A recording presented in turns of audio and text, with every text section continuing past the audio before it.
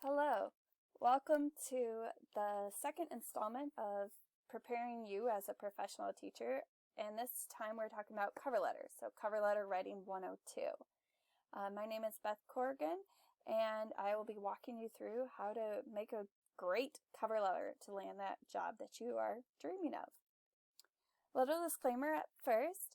I am a former middle school social studies and math teacher. I've been on the job search before, and I've also been on hiring committees on the other side. So I've seen lots of resumes and cover letters through that. Also, in the past about 3 to 4 years, I have really taken an interest in preparing current student teachers for the job market and helping them to brush up on their resume, their cover letters, and their job interview skills. All of the examples that you're going to be seeing through this PowerPoint and through the handout that will be given to you, all of those interns have got jobs. Now, is it particularly they got the job at the school district they wrote the letter for? Not necessarily, but it's also a combination of those letters that have landed them an interview and then subsequently a job. That being said, things are always changing. We don't know what a normal principal will be looking for. Some principals will like one thing, some will like another. Other districts are going to use HR. So all these tips that I'm going to give you, it always is, it depends. But the end goal is to get you a job. And I would say these tips that I'm going to give you do help other past students get jobs. So let's start with the purpose of a cover letter.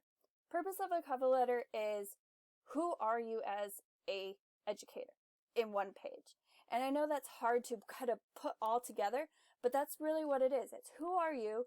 Here's a sample of yourself, and it expands upon your resume. Your resume has all those bullets, nice short quick points, but this goes and expands upon those short little points that you had before. It also starts you for your interview. It's a preview to what we're going to expect in your interview, so you want to give them a little taste of your classroom, of your teaching style, in your cover letter to make them want to know more about you and to call you for an interview. That's the big part of the cover letter. So let's look at the letter outline. You're going to have an attention getter or a hook, and then a first paragraph, kind of like an introduction paragraph, a second or third paragraph, and I put second or third, and I'll talk about why later, and a concluding paragraph. Your attention getter or hook. This should be a quote, a phrase, or a bold statement. And I know not all of you are English students, but you want to grab their attention and say, look at me, listen to me, read my letter, aka hire me, in those sense of the word. So here's some attention getter hook examples to get you, how do I start my letter?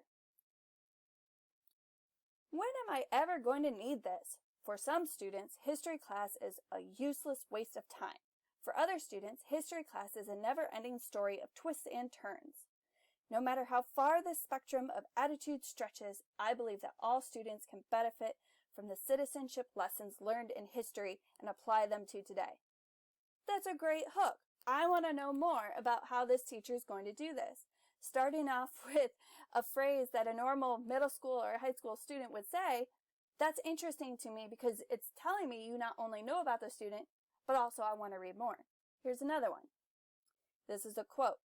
Businesswoman Lindsay Fox said, life isn't about algebra and geometry. Learning by making mistakes and not duplicating them is what life is about.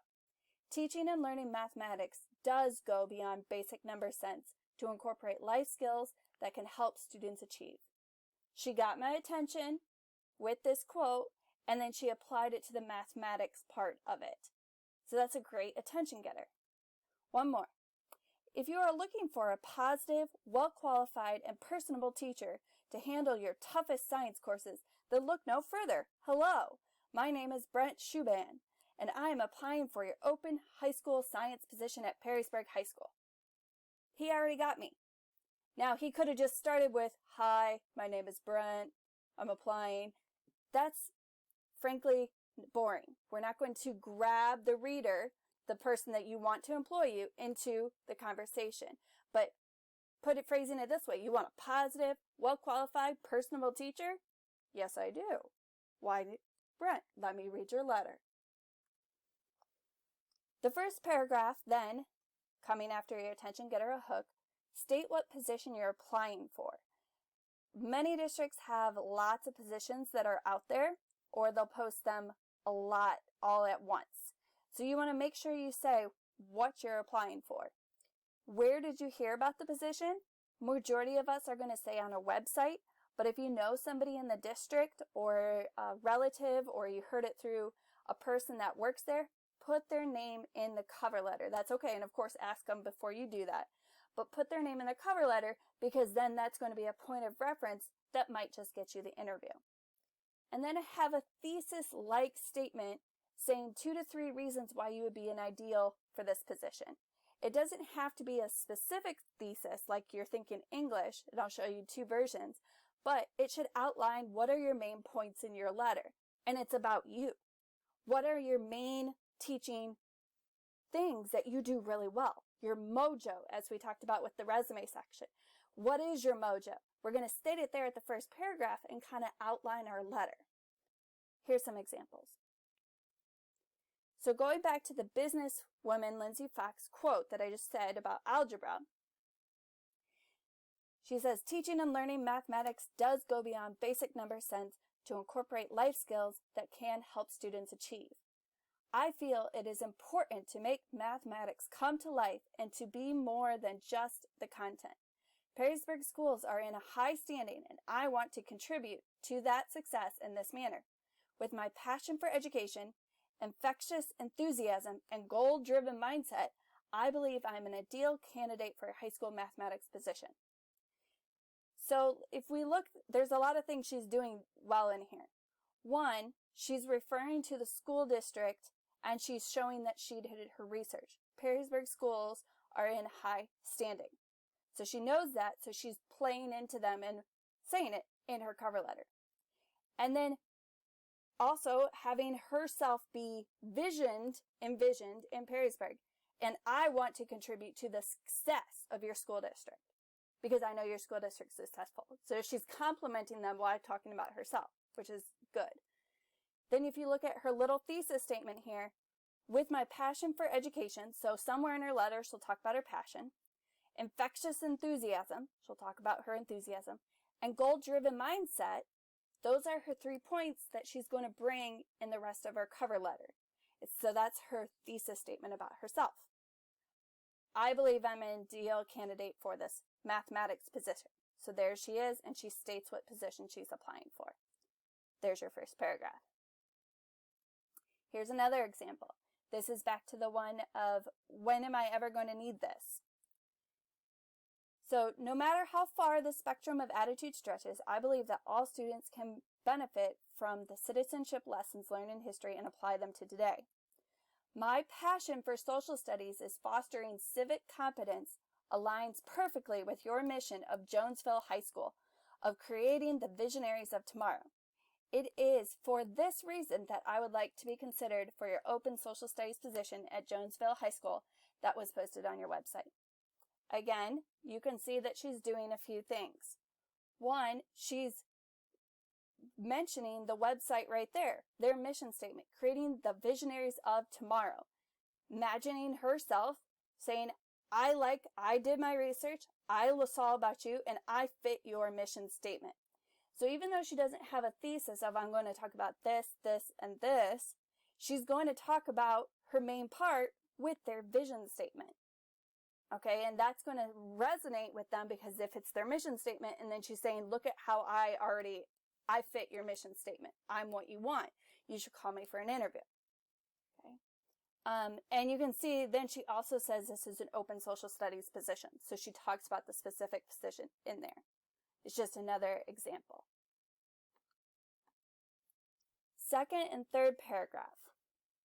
You're going to paint a picture of your classroom. As a reader, and think about you reading books or a novel, you want to see in your head what your classroom looks like. If I just say, I'm a math teacher and I have the students in rows and they do cooperative learning, but I don't explain what I do in my cooperative learning, it lays flat. So you just have to paint the picture of what you're actually doing in the room. If you're doing inquiry, what does inquiry look like? If you're doing group work, what does that look like? If you say, I build rapport with my students, how do you do it? Those things are painting the picture, and then the reader is going to say, I want to hear more from this teacher, or I know they're awesome. I want to bring them in for an interview. To paint the picture even more clearly, use CAR. And I'll explain what CAR means in the next slide a little bit, but they want to hear how you had a challenge or something that was a little difficult, what action you took to make it better, and what were the results. And so you're going to walk them through basically a little bit of your teaching through CAR. And then repeat these examples in your resume, which I'll show you. So a challenge. Describe a challenge that you have faced, and I just gave some suggestions here. It could be any challenge, big or small. Making the subject matter interesting. We know science is boring, so we're trying to make it interesting. Teaching in block scheduling, low performing class. We all have that one class that, man, anything I do, they just don't get it. Or they're just so quiet, they can't talk to each other. That's a challenge. Student engagement. Man, they all thought that the novel Romeo and Juliet was so boring. But that's okay, because now I'm going to say my challenge, then what I did. The action is where you're really going to highlight your mojo, who you are. Because of this challenge, I went out and I did these amazing things. I did role playing in the simulation. I acted out a scene in Romeo and Juliet. I had them create their own websites. Okay, that's your action piece. Then your results. What were the results? So you had a challenge, you changed how you were teaching, and then what? What did the students do after? And I think that's the part we kind of forget about a little bit, because we're like, yeah, and I did this really cool thing. That's great. But how did the students perceive it? How did the students do with your changes? And so then you can focus there. Test scores went up, behavior improved. They improved interest. They actually became interested in the cell wall. I don't know. I'm not a science teacher. I'm sorry for all you science teachers out there, but you get what I mean. Look at the results. I have some examples to show you how you can put this together. So I'm going to break this paragraph down, and this is the second paragraph. In my classroom, I focus my lessons and learning goals to match the needs of my middle school students. Okay, so I'm reading this. I'm like, okay, she teaching middle school. She matches her learning goals. Got it. While social studies may not be their favorite subject, I strive to bring historical relevance and hands-on creativity to my units. Okay, that's her challenge. Notice that it doesn't read like a challenge at first, but now I'm making you identify it's a challenge. Social studies is not their favorite subject. They're not engaged. So what does she do? I encourage the connections between historical events and the present day through enacting hands-on simulations where my students become real citizens in a history. Whether they are colonists in the New World, exercising their voice for liberty, or working together to write their own class constitutions, I foster an environment where students can learn at a deep level. So notice a few things here that are included. She states what she does, enacting hands-on simulations, and then she explains them a little bit more. And she gives me two of them. She does not only the colonists in the world, but also working together to write their own class constitution. So this is a staple. This is her mojo. This is her thing. Her it thing is these hands-on simulations. And I can see that there through the description. Now, the next part that we always forget about, the results. Through activities like these, my students are not just learning historical fact, they are learning the important life skills of cooperation and citizenship that can be applied to our society today. Middle school students thrive in an active environment, and I foster this environment of inquiry in my classroom. And that last part, she made sure that I, as the reader, knew she knew middle school students. Middle school students thrive in an active environment. Absolutely. Employers want to know, not only do you know your content, but you know how to reach your students. A middle school student, a 7th grader, is going to be different than a 12th grader. And so talking about those and how you know those students to meet their learning goals, going back to our very first sentence, meet their lesson and learning goals, is going to be key. And I'm going to read this and say, she knows what a middle school teacher and students, she knows what the students need. And this is how she's going to do it. Let's look at the concluding paragraph. You're going to restate why you are perfect for this position, because you are perfect for this position. Everybody's perfect. I agree. Then you're going to state your follow-up plan. How are you going to follow up with them once they get your letter? And you're going to sign the letter. So here's an example of a closing paragraph. And this young gentleman wrote, as made evident in the above paragraphs, I align myself with the Oregon City Schools core value, tradition, family, community, and rigor relevance relationship. Where to get that? The website.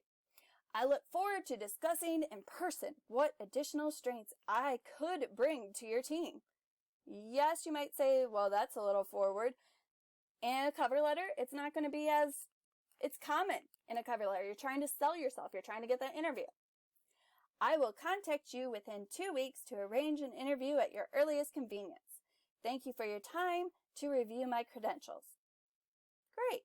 Okay, your last paragraph doesn't have to be a full-blown review of your everything else, just like an English teacher. It's short and simple, but please get me for an interview because I'm awesome. Here's another example. In closing, please review my attached resume for additional details regarding my experiences and achievements. I am confident that as an English teacher in your school system, I can create a productive learning environment that is student-centered and equitable for all types of learners. Go Rams! That was their mascot. Thank you for your time and consideration.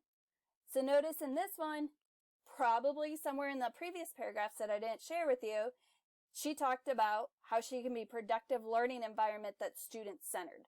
Student-centered and equitable are her it things. That's her mojo. So she's just bringing it back in case they forgot in their concluding paragraph right there.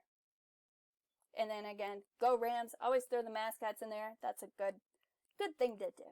Makes them happy. All right. Things to avoid. Repeating your resume. So your resume is important and your resume has a lot of highlights, but if you just repeat it all in your cover letter, why are you wasting all that space that could be used to be talking about you if I could just go to your resume and find it all? And so you can see I just pulled this little paragraph. This was in somebody's cover letter, and while this stuff is good to say, you can say your degree in your cover letter. Don't think you can't. You can say BGSU or your university in your cover letter, but you don't want it to take up all this real estate. So this is a great paragraph here, but it's going to take up a lot of room of saying your university, your degree, your licensure, where you student taught, all of that can be found in your resume. So be brief about it and choose what you're putting actually in your cover letter. Like I said, you can put a few of those things, but just limit it because a lot of it's in your resume and you don't need to repeat it. Your licensure band, put it in your resume. Placing contact information at the end of your letter. So should you wish to contact me for an email, I can be reached at, and then your phone number and email, and thanks, have a great day. If you are using your template that you created for your resume, and we're going to look at some examples here in a moment, your contact information is already on there. You don't need to then type in your cover letter, here's my contact information, because you already have it at the top on your header. So don't be double dipping because then it's going to make your letter longer. Just leave it out altogether. And the only other thing I would say about this one is don't say thanks and have a great day. Thank you for be a little more professional than just thanks. Highlight your mentor teacher. You don't want to do this. During my student teaching experience, I assisted my mentor teacher, Kayla Weingard, in creating exploratory vocabulary packets for the students to complete at the beginning of each short story. We love our mentor teachers. They're fabulous teachers, but it's all about you for this cover letter and an interview. So I would just take that and tweak it and just say, during my student teaching, I created. I know it's going to sound like, well, we did it together. You need to take the ownership here because I'm not hiring you and your mentor teacher. I'm just hiring you. So leave your mentor teacher out of it and she can be on the reference page. Boring opening statement. Hello, my name is Alyssa House, and I'm applying for your open position in high school science. Thank you very much. Now I'm going into the trash pile. Not that you're always going to go in the trash pile for a boring opening statement, but you want them to read your letter. And if you don't grab them right away, if they have a lot, you might just go into that pile. Swipe right, swipe left, kind of thing. Lead with sports. I'm writing this letter to express interest in the 8th grade social studies opening you have at Ottawa Hills Junior High School. Having coached basketball for just one season at Ottawa Hills, I feel as though I can already say that Ottawa Hills is a great place to coach and teach. If you are a sports coach, you can have that in your resume. You can even mention it in your cover letter, but don't mention it at the beginning, and I would say even put it right there in the conclusion part. You don't want to be seen as a person who just wants to coach and then teach on the side. Your main job is teaching and then coaching on the side. So just be careful how you do that, but don't be putting it up front like this person did. And you can even see they said a great place to coach and teach. They're clearly only there to coach. And unless I'm looking for a stellar coach and not a social studies teacher, I might not be calling you. Address the letter to no one. Don't use this phrase, to whom this may concern. Always address your letter to who's it going to. In majority of postings, it will say, send all applications to this person. When it says that, send it to that person. If it doesn't say that, and it's just an open call and you don't know who to address it to the principal of the school. So if it's a middle school, principal of the middle school, high school, principal of the high school. Just address it to them so that they can read it that way. Do not use to whom this may concern because it's showing them a little bit that you didn't do your research. You don't know who's working there and who's going to be reviewing things. Leaving the same dates on all letters. So every time you submit, and it kind of goes with the next one, using general letters for all school districts, every time you submit an application, change the date on your letter. It would always make me laugh when I was on committees, and it would be like February 2016, and I was like, that was like 4 months ago. So they haven't changed this letter in 4 months ago? Change the date on all your letters and make sure it's up to date, because that's kind of a red flag that you don't care when we see that. Also, don't use a general letter for all school districts. If you saw the other ones, it said, go Rams, okay? And they had the vision statements in there. That's going to make you stand out for specific school districts. If you use the exact same letter for everything, it's not going to make you stand out. And I know, I will be truthful, we don't want to write bunches of the cover letters, Beth. We just want to apply for as many jobs as possible just so I can get a job. I get it. So you have a normal template, your story, your little car situation of your challenge, action, and result, that's going to stay the same. But then you can just tweak the parts of the letter, the intro and the conclusion, to tailor it to the specific school district. Then that will be less work. So let's look at a few, the look of your cover letter. This is just the actual look of it. Remember from the resume we said, find your branding, brand yourself, and use the same font throughout. So you can see in these two examples that David Hoseman and Julia, they had a template, a header that was used on both documents. And this is why you wouldn't put your contact information in the cover letter, because it's right there at the top. And you can see that they go together. So they're both using the same font, they're both using the same header, and it just looks clean and nice and professional, because that's your own brand, is your name. So definitely use that. Make sure your letter is in accurate format. You have the address, you have the date, you have who's it going to, not whom this may concern. We just talked about that. Dear is good. Dear Miss Smith. If you're hesitant, you don't know if they're married, not married, just use MS, okay? Or you could just say, Dear Principal Smith. That's another way to do it, where you don't even have to use the Mr. or Mrs., Doctor, etc. You could say, Dear Principal Smith. Change the date each time. We talked about that one. No more than one page. Do not let your letter go more than one page. They won't read it. One page. Then tailor the letter to specific school districts, and do not use the same one for all applications. Landing your dean job does take time and preparation. It takes time because you have to search continuously for jobs. I've told you at the resume session, and I'm telling you now, the best way to do it is to bookmark all the school districts' websites, their employment pages that you want to work at, and then you just hit right-click, open all pages. Then all those little tabs show up on your Chrome browser, and then you can just X each one as you go through and close them all.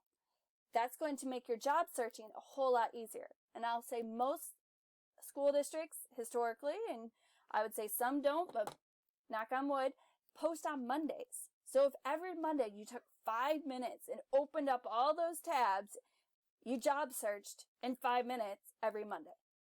And then if you see a job, you can apply for it and tweak your little cover letter, make sure your resume is good, and send it to them. In the packet that you have also received, I have this great graphic organizer that I created that will really help you create your letter and basically craft it for you. So you can see it says attention getter. Then what are your strengths? What's your mojo? So then you're trying to identify those things. And then research the district and write down any of their values, mission statements, etc. in those blanks. Then write your own thesis statement about yourself. And then think of your card, your challenge, action, and results. And then that bottom one, which I think is so important, why should they hire you? And the answer shouldn't be, because I want a job. Why should they hire you? Why are you the ideal candidate? Why are you better than all their other applicants? And if you can write that in a sentence form, that might be your ending sentence to your concluding paragraph of, you better hire me because I'm that good for your district. Proofread, revise, and share. Cover letters should always be changing. They should always be updating. And the more people, just like your resume, the more people you get to read your cover letter, the better your cover letter will be, the more information you'll get from them, and the more tweaking, it will be better. Because if you think about it, a committee, a hiring committee, has multiple individuals. They all have different preferences. So the more people that you get to read your cover letter to make sure you have no spelling errors, no errors whatsoever, the better your cover letter will be, and then you can land that awesome job. And that's what I want you to do. I know you can do it. Follow these tips, and then celebrate with all of us, and let us know when you got that job, because that makes us feel so happy to celebrate with you. You got this. Thank you for listening. This is Beth Corrigan signing off, Cover Letter 102.